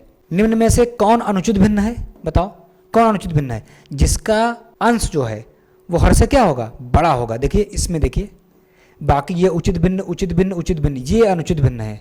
निम्न में से कौन मिश्रित भिन्न है? बताइए। देखिए कौन से मिश्रित भिन्न होगा? पढ़ चुके हैं पहले ही। ये देखिए 2 सही 1/2, ये जो भिन्न है वो अनुचित मिश्रित भिन्न है, जिसमें इसको कैसे लिखेंगे बताइए? इसको लिखेंगे अगर हम लोग तो 2 सही 1/2 लिख पाएंगे ना। 2 सही 1/2 लिख लें, एक पूर्ण भाग और एक भिन्न भाग, ठीक। समान हर वाले भिन्न कौन से बताइए? जिसके हर समान हो, 2/5 3, ये वाला हो गया ऑप्शन ए। असमान हर वाले भिन्न कौन से हैं? जिसके हर असमान होते हैं। देखिए कौन सा आपको लग रहा? यहाँ 4 यहाँ 4, समान यहाँ 4 यहाँ 3 5, ये वाला हो गया सी वाला। समतुल्य भिन्न है। देखिए अब कौन से भिन्न समतुल्य कैसे निकालोगे? 1/2 2/4, इसको देख लेते हैं। 1/2 लिखा है और 2/4 लिखा है, भाई 2 1 कम 2, 2 दूना 4, 1/2 आ गया। ये पहला वाला क्या है? ये यही आपस में आप क्या करें? आप दोनों को सरल करके देख लें। अब 1/2 तो सरल हो नहीं पाएगा, वो तो इतना ही रहेगा। इसको सरल कर लें, 1/2 बराबर आ गया तो समतुल्य भिन्न हो गई, ठीक। ये सवाल अपना बताइए क्या आंसर इसका होगा 10 वाले का? 5/5 हो जाएगा, ठीक है। 1/2 प्लस 1/3 हल करके बताइए कमेंट में कितना होगा, ठीक है। 1/2 लगा लेंगे। 5/6 में से 2/6 घटा लीजिए, हर बराबर है, 3/6 आ जाएगा। क्या है दिक्कत? गुणे में क्या होता है?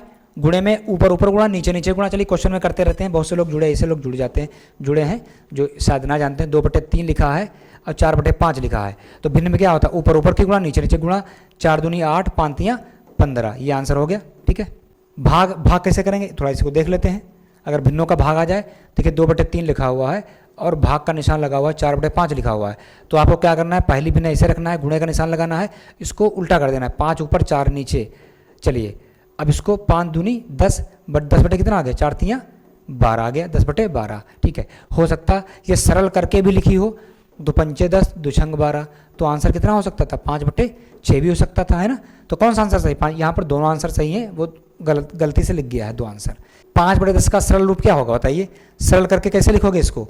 5/10 लिखा हुआ है, हाँ, 5 एकम 5, 5 दूना 10, 1/2 इसका सरलतम रूप हो गया, ठीक। ये देखिए इसी तरह से इसको देख लेते हैं।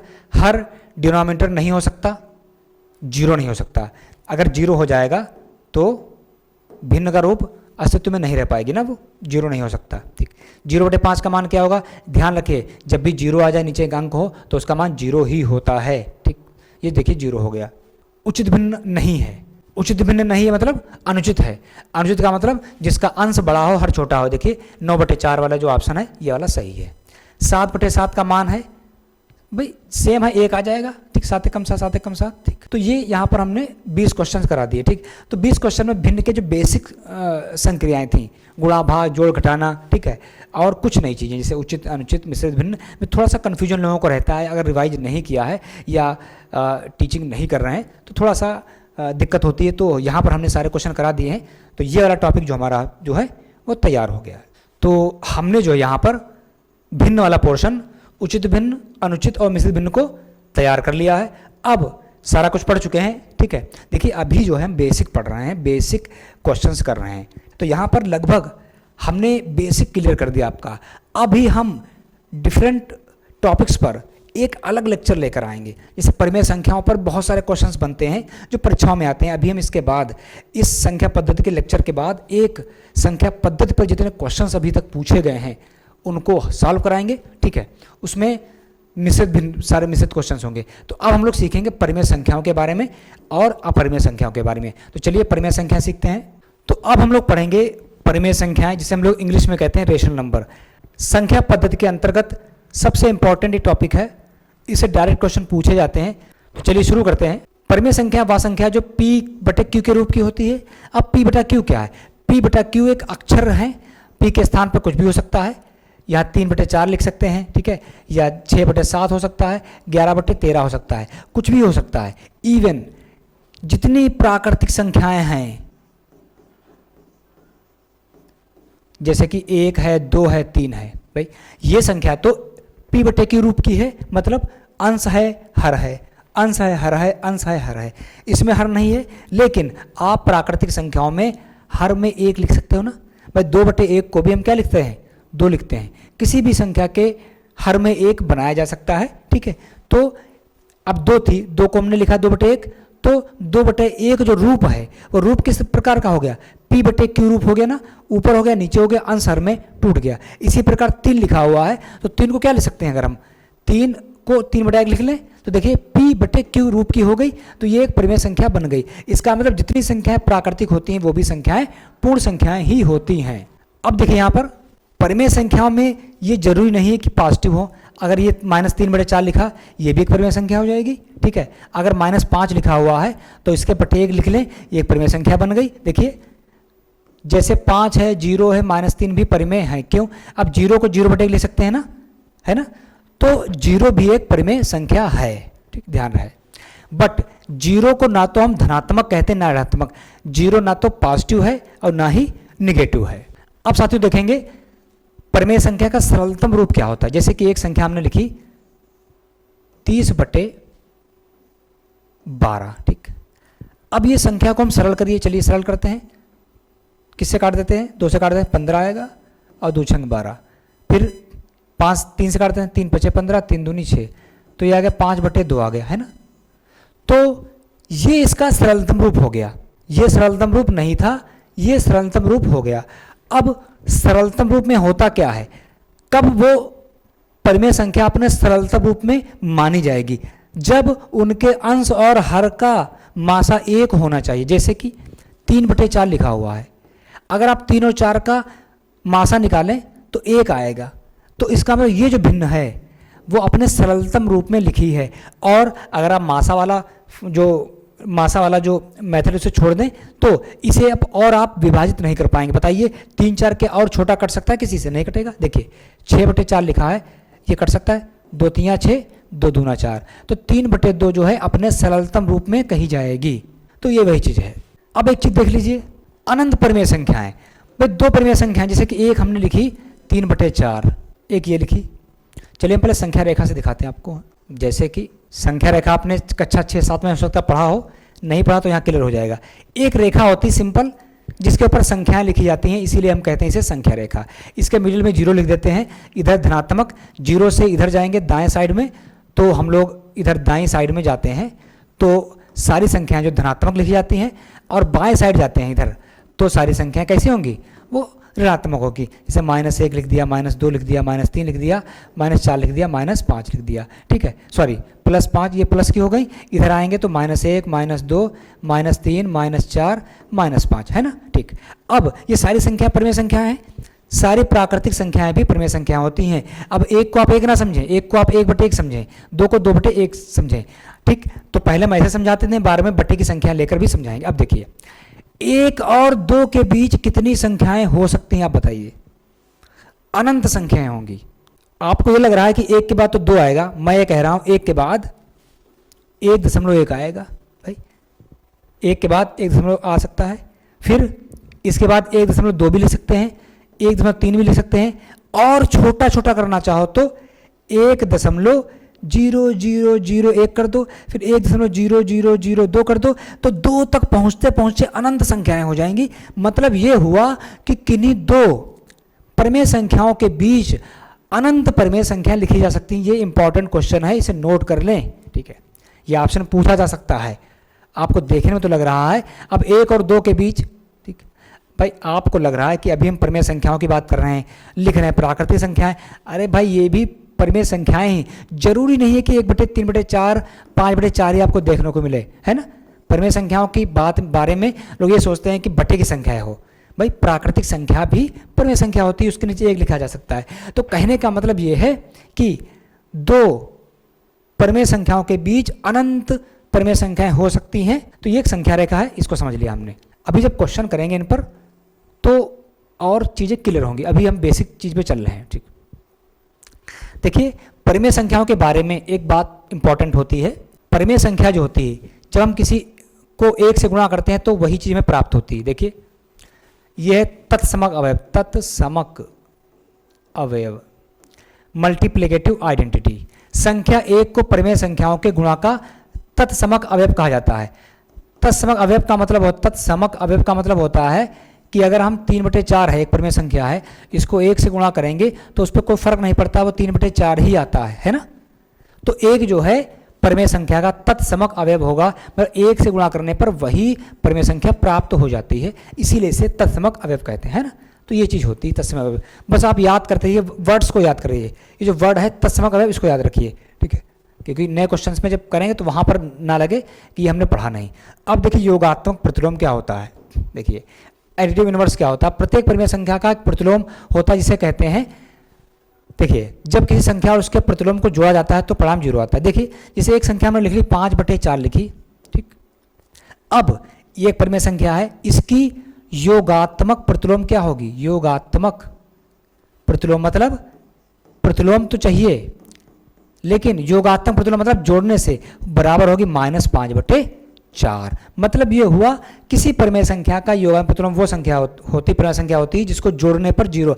अब देखिए ये पॉजिटिव है संख्या, भाई इसके पहले चिन्ह कोई लगाना ही, ये पॉजिटिव है ना 5/4, ये आ गई -5/4। भाई अगर आप जोड़ोगे, जोड़ते कैसे हैं उसको देख लेते हैं, ये तो हमने बता दिया, शायद आपको समझ ना आए। देखिए तरीका क्या होता है जोड़ने का। इसको जैसे हमने ये भिन्न उतार ली, 5/4 लिख ली, ठीक है। अब प्लस जोड़ का निशान लगा ली, उसको जोड़ेंगे, वो माइनस में इसको ब्रैकेट में लिखेंगे, इस तरह से है, ठीक है, लिख लिया। अब 5/4 उतार लेंगे, ये प्लस और माइनस माइनस हो जाएगा तो 5/4 आ गया। अब देखिए सेम है ना, भिन्न 0 आ जाएगा, भाई 4 में से 4 जाएगा 0 आएगा, 3 में से 3 जाएगा 0 आएगा, सेम भिन्न में से सेम भिन्न जा रही 0 ही आएगा। तो योगात्मक प्रतिलोम शब्द एक आप लोग याद रखिएगा, तत्समक अवयव याद रखिएगा, ये भी शब्द याद रखिएगा, ठीक। अब देखिए गुणात्मक प्रतिलोम क्या होता है। देखिए जैसे कि हमने लिखा 6/7, अब ये एक परिमेय संख्या है, इसका गुणात्मक प्रतिलोम जानते हो क्या होगा। एक ऐसी गुणात्मक प्रतिलोम होगा, एक ऐसी परिमेय संख्या जिसको गुणा करने पर उत्तर 1 आए। तो बताओ 6/7 को किससे गुणा करा जाए, इसका जस्ट अपोज कर दिए, मतलब 7/6। मतलब अब आप देखिए 6/7 को जब हम 7/6 से गुणा करेंगे तो 1 प्राप्त होगा। देखिए 6 कम 6 आंसर में कट गया, 7 कट गया, 1/1 1 आ गया आंसर। मतलब ये हुआ कि किसी परिमेय संख्या की गुणात्मक प्रतिलोम वो परिमेय संख्या होती है जिसमें अंश हर अलग बदल जाते हैं ना। भाई जैसे 3/4 का क्या हो जाएगा, 4/3 हो जाएगा, है ना। उत्तर 1 प्राप्त हो जाएगा आपको, है ना। इसे -3/4 लिखा है तो 4/-3 हो जाएगा, ठीक है। माइनस उत्तर 1 आना चाहिए, है, तो ये जो है गुणात्मक प्रतिलोम आ जाएगा। तो आपने तत्समक अवयव देख लिया, ठीक है, आपने योगात्मक प्रतिलोम देख लिया और आपने गुणात्मक प्रतिलोम देख लिया। 3 चीज़ें, 3 पॉइंट आप याद रखिएगा। अब देखिए निरपेक्ष मान क्या होता है, ये बेसिक चीज़ें जान ले, जरूरी है, इस पर एक क्वेश्चन बनता है। निरपेक्ष मान क्या होता है, देखिए जैसे कि मैंने लिखा 3, इसमें सिर्फ 3 को देखें तो -3 में निरपेक्ष मान जो है वो 3 है, निरपेक्ष मान 3। इसके पहले धन लगा हुआ है, धन लिखा नहीं जाता लेकिन धन माना जाता है ना, तो इसमें चिन्ह को अगर छोड़ दें तो 3 है ना, ये चीज़ है। जैसे कि अगर मैं कहूँ, मैं ये कि समंदर या होता क्या है, ये समंदर है, ठीक, देखिए मैं यहाँ पर खड़ा हूँ, ठीक, अगर मैं कह दूँ मैं आसमान की तरफ 3 मीटर उड़ा ऊपर की तरफ, ध्यान रखिए, इस तल से, यहाँ पर इस बिंदु से अगर मैं कह दूँ तल से नीचे की तरफ मैं 3 मीटर गया पानी के अंदर, तो मैं मान लेता हूँ अपनी तरफ से कि मैं ऊपर जाऊँगा तो प्लस गिनूंगा कि +3, नीचे आऊँगा तो -3 गिनूंगा। तो मैंने तय किया ना, निरपेक्ष मान तो 3 मीटर है, 3 मीटर ऊपर गए, 3 मीटर नीचे गए। अब ऊपर गए तो हमने उस चिन्ह को मतलब अलग लगने के लिए हमने प्लस कर दिया, नीचे वालों को दिखाने के लिए माइनस कर दिया। तो निरपेक्ष मान हमेशा बराबर होता है, निरपेक्ष मान जो है वो 3 होगा, चिन्ह से मतलब नहीं होता। तो याद रखिए निरपेक्ष जो मान होता है वो कभी ऋणात्मक नहीं होता है, वो चिन्ह से परे होता है, उसका चिन्ह से कोई फर्क नहीं पड़ता है, ठीक है। और निरपेक्ष मान को कैसे लिखते हैं ये भी मैं दिखा देता हूँ आपको। यहाँ पर इस तरह से -3 लिखा हुआ, ये देखिए इस तरह से 2 छड़ी खींच के इस तरह से करते हैं, तो इस ये बराबर होगा 3 होगा। अगर इसमें +3 लिखा है तब भी कितना होगा, 3 होगा, ठीक है। तो इसको कहते हैं, ये निरपेक्ष मान कहा जाता है, ठीक। अभी इन पर हम बाद में सवाल करेंगे, ठीक है, अभी इतना ही जानना आपको जरूरी है। अब देखिए इसको समझ लेते हैं, सवाल बाद में करेंगे, ध्यान रखिए अगले एक्सरसाइज में, ठीक। परिमेय संख्याओं के प्रकार। अब परिमेय संख्या भी कई प्रकार की होती हैं। एक प्रकार इसका है इंपॉर्टेंट, शांत दशमलव, टर्मिनेटिंग डेसिमल, ठीक। देखिए जब किसी परिमेय संख्या p/q रूप की होती है, उसको भाग दिया जाता है तो दशमलव कुछ स्थानों पर चलने के बाद समाप्त हो जाता है। देखिए इसका मतलब क्या, शांत का मतलब क्या, रुक जाना, है ना। जैसे कि हमने एक भिन्न लिखी 1/2, अब इसको हम क्या करेंगे, भाग करें, तो देखिए 1 तो भाग होगा नहीं, दशमलव लगेगी, 0 बढ़ेगा, 2 पंचे 10। तो आपने देखा दशमलव के बाद 5 आया, फिर स्टॉप हो गया, उत्तर इसका खत्म हो गया, तो ये शांत कहा जाएगा, शांत हो गया, ठीक, समझ गए। जैसे कि 4/3, अब इसको आप करिए जरा, 3 × 3 कितना आया, 1 आया, 0 हुआ, ठीक। जैसे 5/4 लिखा है, अब 5/4 को आप भाग कर लीजिए, 4 × 4, 1 बचा, दशमलव लगा, 0 बढ़ा, 4 दूनी 8, 2 आए, फिर 4 पंचे 20 आ जाएगा ना। तो देखिए आप देखें भाग करने पे क्या है, 1.25, दशमलव के 2 अंकों के बाद स्टॉप हो गया, शांत हो गया, मतलब अब आगे खत्म हो गया, तो इसे कहते हैं शांत दशमलव, ठीक है। तो ऐसी भी भिन्न होती हैं भाई, इस प्रकार की भी परिमेय संख्या होती हैं जो दशमलव के बाद कुछ स्थानों के बाद वो स्टॉप हो जाती, शांत हो जाती हैं, तो इसे कहते हैं शांत दशमलव संख्या, ठीक है। अब देखिए अशांत आवर्ती दशमलव। अब अशांत आवर्ती दशमलव क्या होती हैं, देखिए जैसे नाम से लिख रहा, अशांत, जो रुकेंगी नहीं। जब किसी परिमेय संख्या को भाग देने पर दशमलव कभी समाप्त हो नहीं होता है, लेकिन उसमें कुछ अंक बार बार दोहराते रहते हैं, तो उसे अशांत आवर्ती दशमलव कहते हैं। देखिए जैसे कि 1/3 है, अब इसको आप भाग करिए तो 0.333 चलते रहेगा, करिए, देखिए करके देख लीजिए, दशमलव का 0 बढ़ा, 3 × 9, 1 बना, फिर 3 × 9 भाई, फिर 3 × 9, ये चलता रहेगा। तो आप बताइए ये क्या शांत हो रहा है, नहीं हो रहा, ये जो है बार बार जो है अशांत है, शांत नहीं हो रहा, 3 फिर 3 चलते रहेगा, कभी खत्म नहीं होगा, है ना। तो ऐसे जो होते हैं पैटर्न, रिपीट कर रहे हैं बार बार अपने खुद को, उनको कहते हैं अशांत आवर्ती। अच्छा आवर्ती क्यों कहते हैं, एक पीरियड के बाद कुछ संख्या ऐसी होती हैं जो एक पीरियड पर, जैसे मान लेते हैं ऐसा आया कि 1.342 आया यहाँ तक, फिर 342 आ जाएगा, फिर 342। तो आवर्ती क्या है, आवर्ती जो है वो 342 आवर्त, देखिए इतना एक पीरियड है, इसके बाद फिर से 342 आया, ठीक, एक 342 एक समय मान लिया गया कि 3 आया, 4 आया, 2 आवर्त हो गया एक टाइम, उसके बाद में फिर से 3 4 2 एक समय लगा फिर से, तो ये आवर्ती दशमलव जो है नॉन रिपीटिंग कहे जा रहे हैं। ठीक, चलिए हम लोग परिमेय संख्याओं पर अब क्वेश्चन करेंगे। परिमेय संख्याओं पर इतना ही है, बहुत कुछ ज़्यादा नहीं है, जो था वो सारा कुछ। और एक बात बता दूं, जो आपका सिलेबस है टेट का, उस सिलेबस में 6 से 8 की मैथ्स पे जितना भी था वो सारा कुछ इसके अंदर समाहित कर दिया गया। चलिए देखिए,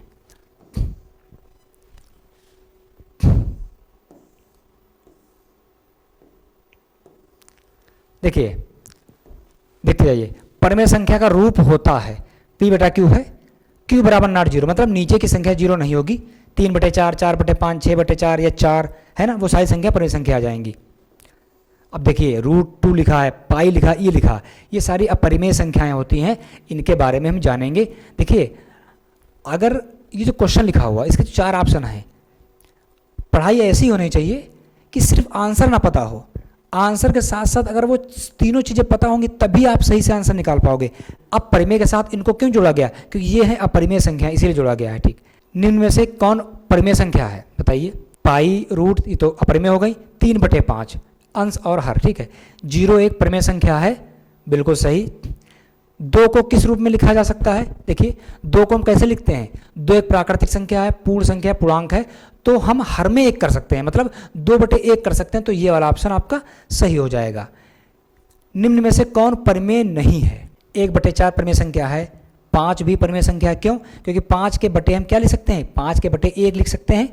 √2 ये तो अपरिमेय होगी, और हम जानते हैं कि जो 0 की संख्या होती है वो भी कैसी संख्या होती है, 0.5 कैसी संख्या है, परिमेय के परिमेय परिमेय है। अब भाई 0.5 हमने क्या बताया था, दशमलव की संख्याएं भी तो परिमेय संख्या होती हैं। अभी आपने क्या देखा, 0.0। अब बताइए ये किस प्रकार की संख्या होगी, शांत दशमलव संख्या है ना।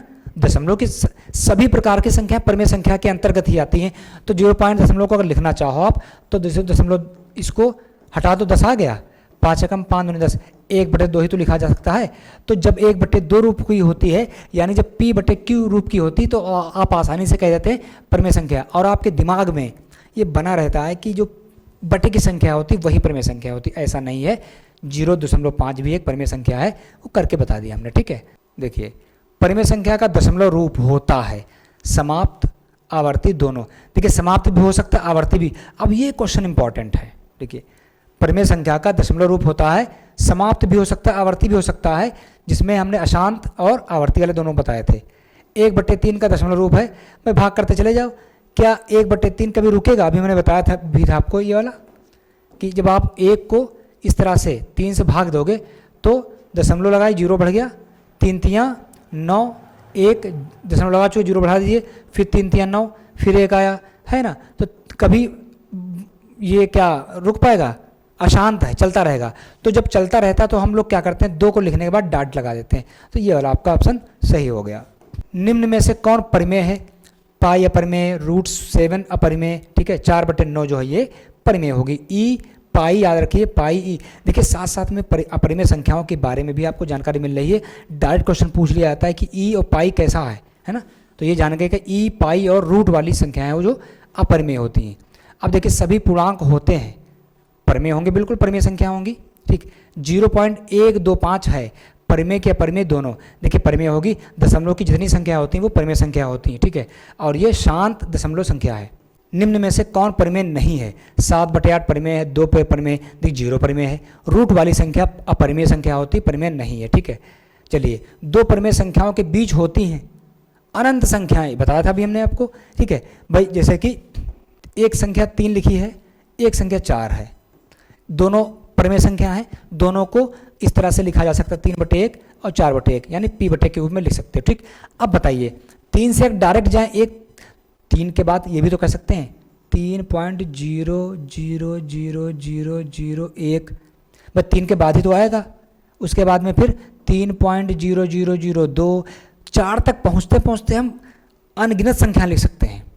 आप क्या सोच रहे हैं 3 के बाद डायरेक्ट 4 आ जाएगा, ऐसा तो जरूरी थोड़े है। हम जितना छोटी संख्या ले लें, है ना, हम चाहे और छोटी संख्या लेना चाहें तो 0.001 कर दें, अगले में फिर 2 कर देंगे, 3 कर देंगे, है ना। तो संख्या अनंत, 2 परिमेय संख्याओं के बीच अनंत परिमेय संख्या होती है। इंपॉर्टेंट क्वेश्चन है। एक का गुणात्मक प्रतिलोम क्या होगा? एक ही तो होगा भाई, एक से गुणा करो एक ही आएगा। किसी परिमेय संख्या का योगात्मक प्रतिलोम होता है, वही संख्या उसका उल्टा उसका विपरीत चिन्ह। अब बताइए योगात्मक प्रतिलोम, अब देखिए योगात्मक प्रतिलोम में उसका विपरीत चिन्ह होगा। जैसे कि एक संख्या मैंने 5/6 लिखी, अब इसका योगात्मक प्रतिलोम क्या होगा? इसको किसके साथ जोड़ने पर 0 आएगा? इसको -5/6 के साथ ही जोड़ने पर 0 आएगा।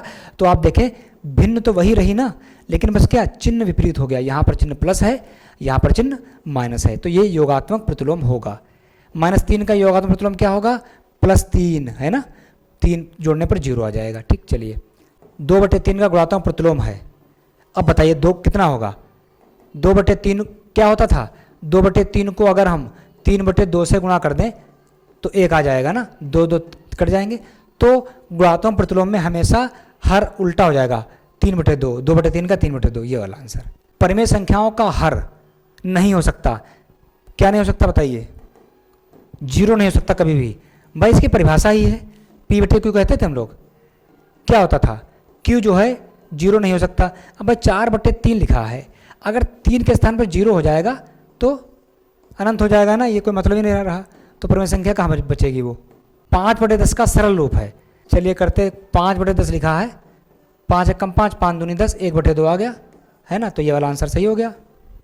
देखिए हम ये PDF मैं आपको शेयर कर दूंगा ग्रुप उसमें डिस्क्रिप्शन में, ठीक है, आप प्रैक्टिस के लिए इसको यूज़ कर लें, ठीक है। निम्न में से कौन समाप्त दशमलव है?